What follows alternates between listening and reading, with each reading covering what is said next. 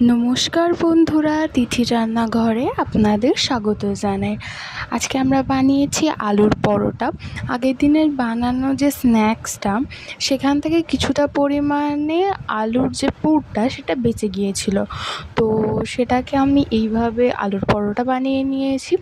তো প্রথমেই এক বাটি আটা, তাতে অল্প পরিমাণে নুন, অল্প চিনি, সামান্য পরিমাণ সাদা তেল এবং কালো জিরে ও মৌরি দিয়ে ভালো করে ময়াম দিয়ে অল্প অল্প জল দিয়ে একটা ডো বানিয়ে নিলাম।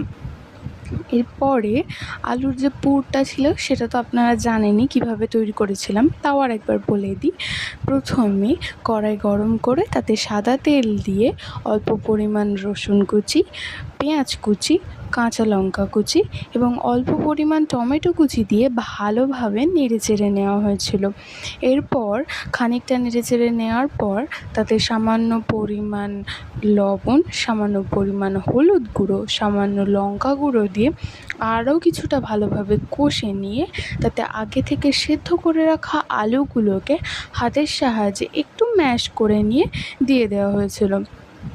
ভালোভাবে কষিয়ে নিয়ে অল্প জল দিয়ে একটা মাখো মাখো আলুর পুর তৈরি করা হয়েছিল।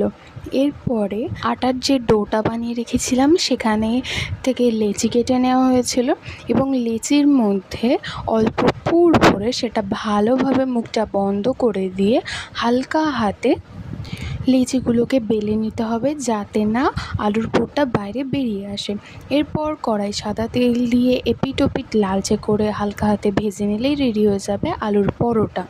ভিডিওটি ভালো লেগে থাকলে লাইক ও শেয়ার করুন এবং চ্যানেলটি সাবস্ক্রাইব করুন। Thank you.